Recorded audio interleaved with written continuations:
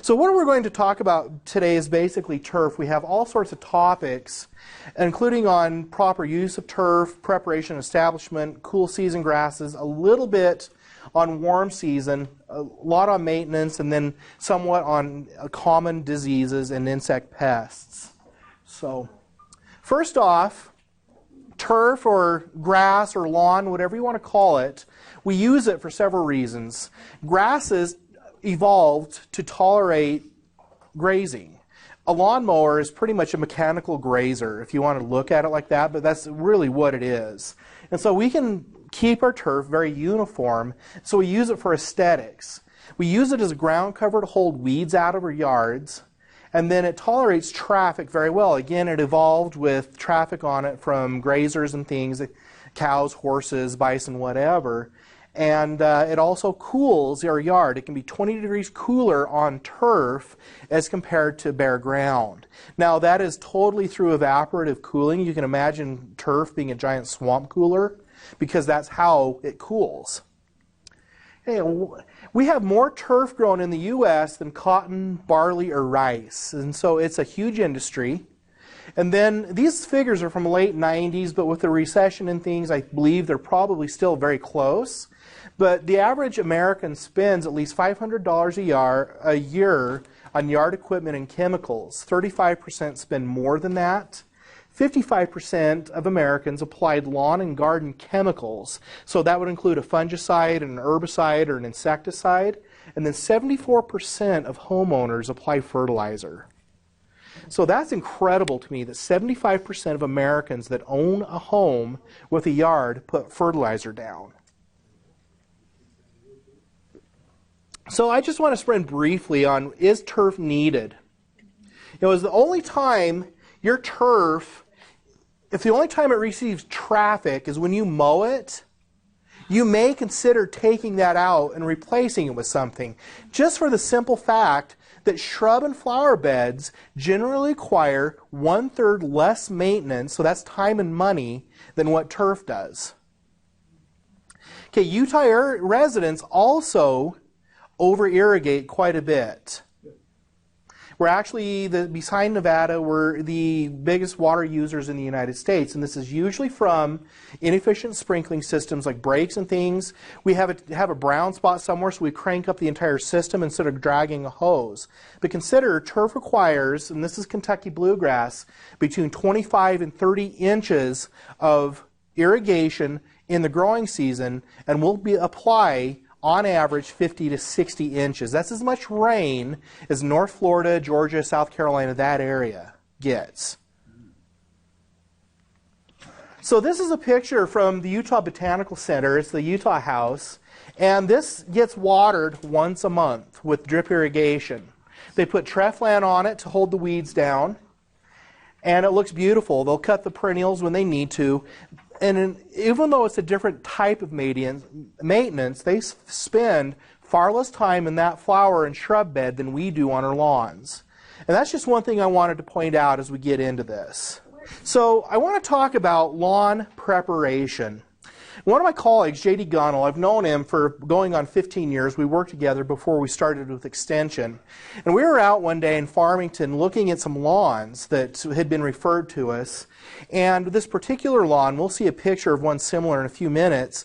The only places that were green on the lawn was where they had trenched the sprinklers. The rest of it was yellow and brown.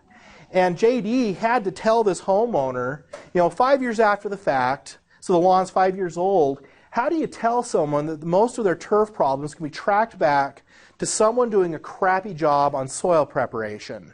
And oftentimes, especially if they hired a landscaper and paid a lot of money, you would expect that the soil be tilled and amended appropriately so the turf grass could thrive. But a lot of times, it's just a lack of knowledge. And so as we go through this is what I'm going to try to help prevent. So the first thing, when I look at, even before I buy, the first thing I'm going to do at the soil, and I'm kind of a weirdo, I'm going to test it. And so I'm going to get a soil sample and mail it off to USU's soil lab and let them test it to make sure that the soil is at least somewhat friendly to growing plants. So I'm going to check things like the pH, the salinity, and the soil texture to make sure everything's hunky-dory. Then also I'm going to look at, especially if I bought, where will I actually need turf and where does it make more sense to maybe have bark or garden areas or other such things. So this is an example of a planning failure. I guess Utah would be a planning, or on YouTube it would be a planning fail. But what this was a raised bed where they put rhubarb in it. Kentucky bluegrass creeps, and it repairs itself, and it repaired itself in this situation. So that's what they were left with, and so they just kind of mowed over it. Okay, this is another one. This is a basketball standard, and you can see the traffic around there that maybe it would have made sense to put some gravel there, pavers or cement or something, just because of the kids throwing the ball in. And I'm not going to complain about this too much because at least the kids are active. Okay, this is at UVU, and I apologize up front if anybody is in maintenance or grounds at UVU. I mean, no offense. But please don't make trails in the lawn. These are 18 to 20-year-old college kids. They're always running 10 minutes late. They're not going to go 1,000 yards around when they can cut 100 yards to get to class. So one thing I have noticed over the past 5 or 10 years that on many campuses that they are building sidewalks more according to how we would travel instead of at 90-degree angles, and it's solving a lot of compaction problems. Okay, trees and turf, mechanical blight or mechanical damage on the tree there from a mower. So those are common things on planting. Now here's a soil test right here. And one thing I want to point out is that right here, the pH is 7.64, which is very common for Utah. The soil, the salinity is below 2, which is great for turf. And great, if it's below 1, it's great for almost anything you're going to grow within reason. The phosphorus is high, the potassium is adequate, and so that is a very typical Utah soil. However, it's probably the best $14 this homeowner ever spent for the assurity that their lawn will grow in that soil. So one other thing I want to bring up real quick, if you're buying property in new ground and that new ground was never farmed, I would test the soil because there's either a lack of water or the soil was too terrible for even things like alfalfa, and you've got to be aware of that going in because it's going to be a management issue the entire time you live there. Now, it doesn't mean you can't do it, but take that into consideration. Now, soil preparation. Now, in your soil, especially when you're newly planting, you don't want to haul in topsoil. I have 2 exceptions. One, the soil is so terrible you can't work with it from things such as salinity or sodium content. 2, the soil is so rocky that if you tried to till it, you would break the transmission on your tiller. So those are my only 2 exceptions, except also maybe if you need to raise the grade to prevent flooding. So 3 exceptions. Otherwise, you're better off working with the soil you have through incorporating compost. So if you're going to spend a lot of money and you have the option of topsoil and compost, always buy the compost. And it's going to benefit you for years to come. So 2 to 3 inches of compost, preferably in the fall if you can, incorporated 6 inches deep into the soil. You till it to loosen the soil a little bit. When everything's said and done and you're leveling the soil, you want to be able to put about a 1/2 inch footprint in that soil. And then one thing that you can do, and we're going to talk about sprinkling systems briefly, is that once you get your sprinkling system in, you can actually water and germinate a lot of the weed seed and then spray those weeds out. Do that a couple times, then plant, and you'll have a reduced weed load so your turf may establish a little more quickly. So I talked about earlier about sprinkler lines being the only green. This is an example right here. This person spends a lot of money and a lot of time in their yard, and they had this all over the place. They could fertilize past it, but as soon as the fertilizer petered out, this is what they got. It was just because when they trenched for their sprinkler line, they aerated it a little bit, and that's where the soil's healthiest. Okay, let's talk a little bit about irrigation. Before you put in your sprinkling system, test your water pressure. Especially in new subdivisions, going in, you might start, if there's only a few houses, with 80 or 90 pounds, and by the time they're done, you're lucky if you have 25.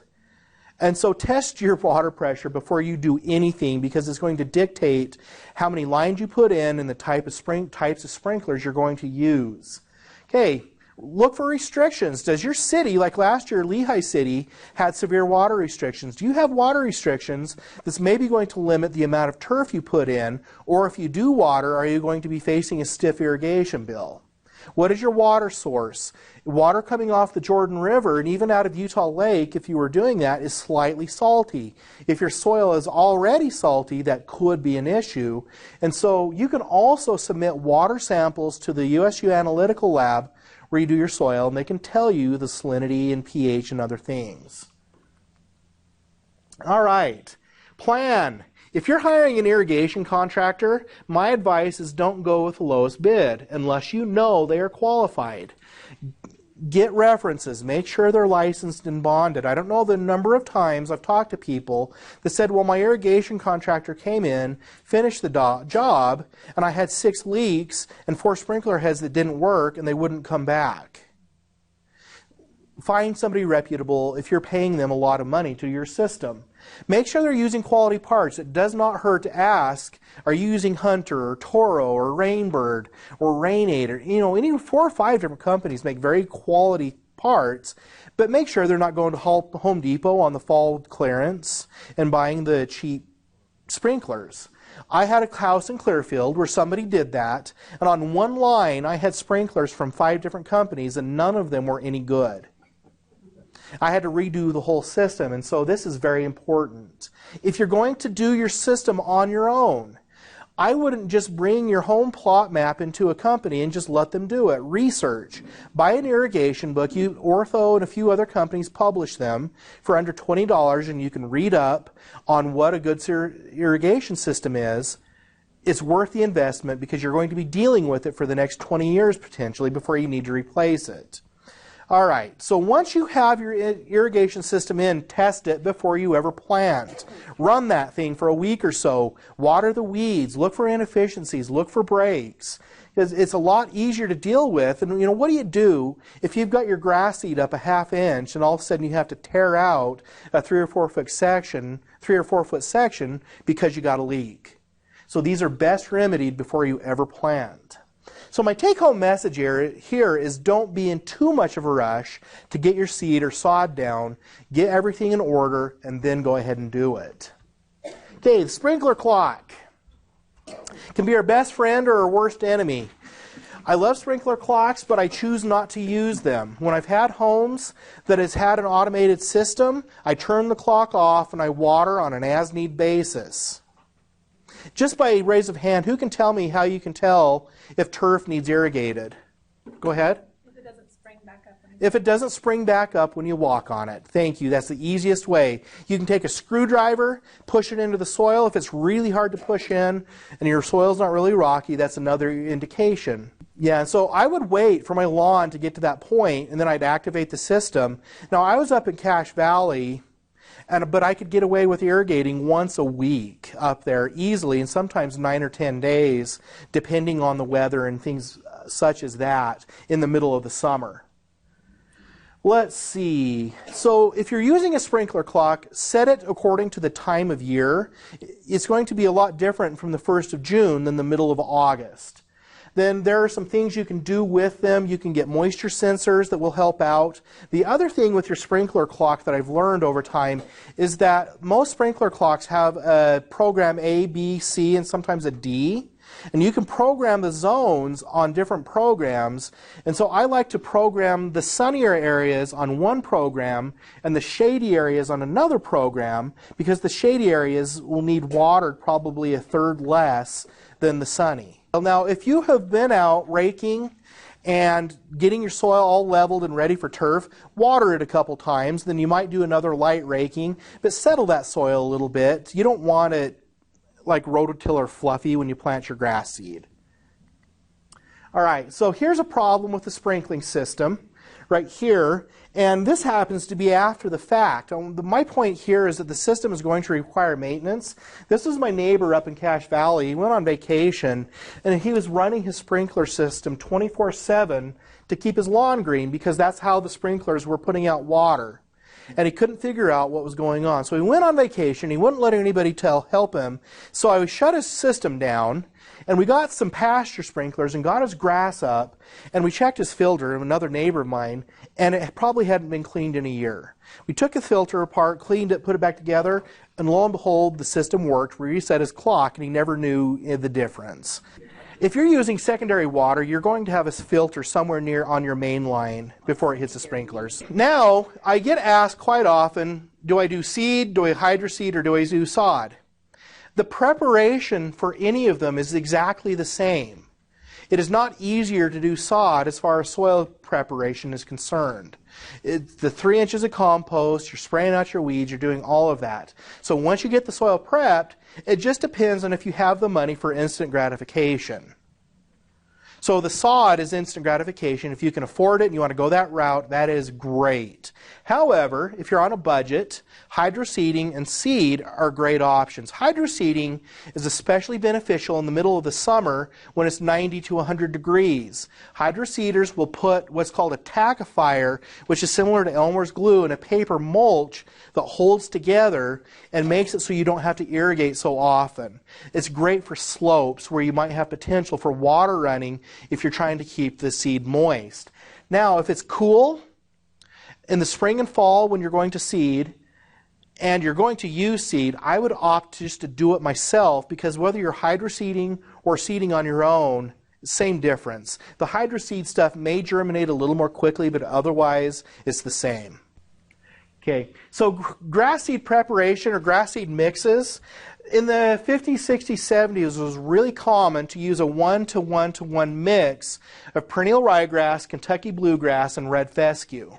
The theory was that one of these would be dominant wherever you sprinkled it or applied it in your yard. The shaded areas, the red fescue would take over. The sunnier areas where you had a lot of traffic, the ryegrass would. Otherwise, the bluegrass would grow.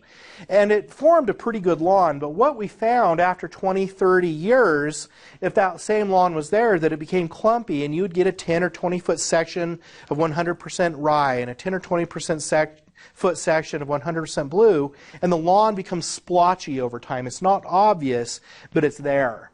And so in the 80s and 90s, it became a lot more common to use either 100% of one type of seed or use an 80%, 20% blend of bluegrass, 80% bluegrass, and 20% rye. Now, the reason you would do that is the rye germinates very quickly, and it looks like bluegrass, so you kind of get these warm fuzzies that your lawn's coming up. The bluegrass can take a little while longer, but the bluegrass will choke it out.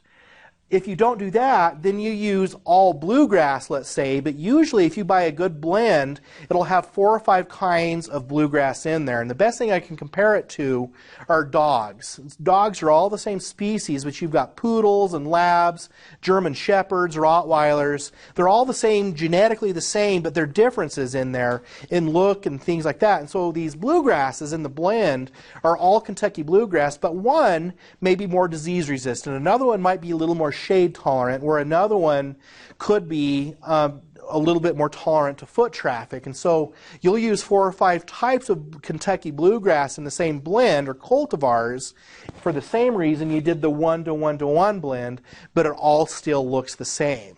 All right. Planting seed is the least expensive of these options, and if you're on a budget and you have the irrigation water and the time to do it, it is absolutely fine to do seed. And just if you're doing it on your own, 3 to 4 pounds per 1,000 square feet. I veer a little bit more toward the 4 pounds per 1,000 just to fill it in more quickly. But that would hold true for fescue, rye, or Kentucky bluegrass.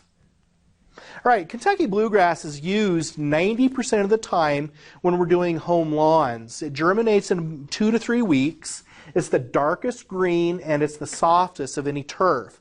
That's why we use it. It's not known for being drought tolerant, but it's a lot more drought tolerant than we give it credit for due to our overwatering. It actively grows from late March or April into November, so you get at least 6 or 7 months of green out of it. It does go semi-dormant in the middle of the summer. It would normally brown out, but because we irrigate it, it stays green, but its growth cycle slows way down. And that's common with all of the grasses we're going to be talking about for a few minutes. Okay, perennial ryegrass. This is very commonly used on golf courses, especially on fairways. The reason they use it is it tolerates a lot of foot traffic. There is a disadvantage that if it's damaged, you have to drop more seed to repair it because it is not rhizomatous or stoloniferous. That's not so bad because the grass seed, the ryegrass, will germinate in between 5 and 7 days, and it establishes very quickly. And that's why the golf courses like it. Now with this, especially if you have older mixes, you can top dress just like we were talking about with about 1 pound per 1,000 square feet of seed every 2 or 3 years to keep it thick. In Europe, this is the primary turf they use on sports fields. They consider it superior to bluegrass, to where here in the northern United States we primarily use bluegrass. Okay, and then turf type tall fescue. This is becoming more popular. This is traditionally just a bunch grass that we plant thick enough to form turf, but there are several newer types that are somewhat rhizomatous, and so they will be self-repairing. Now in general that can be a good thing, but ryegrass and fescue, if you see raised beds and there's turf in between them and they're planted like in a botanical garden, they have likely used a non-rhizomatous ryegrass or fescue because they don't rise up into the beds and grow in your beds like bluegrass does. So that is one advantage to a non-rhizomatous grass.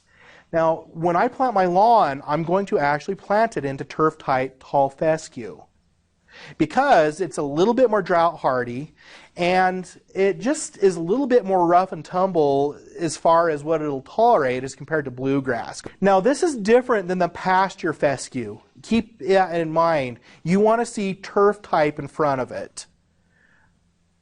Now the blades are a little bit thicker, but it's still soft and it's dark green.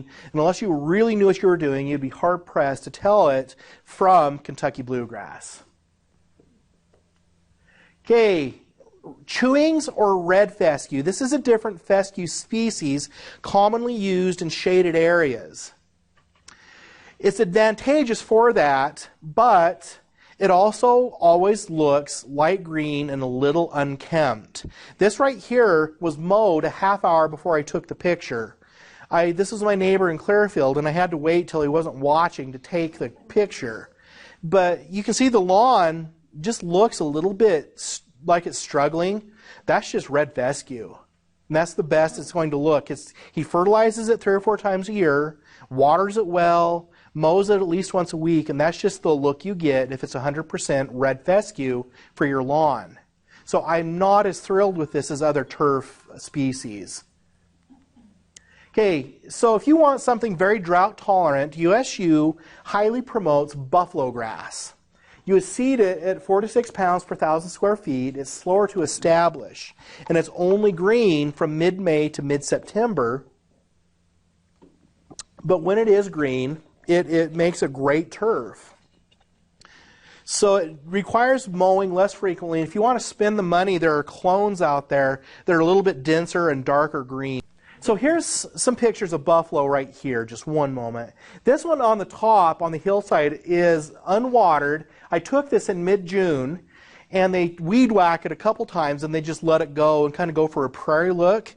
This bottom one, and you have to look a little more closely, is mowed and maintained, but that's buffalo, and it looks great. They water it about every 2 to 3 weeks. All right, but this is what buffalo grass looks like when it's dormant, and it is brown.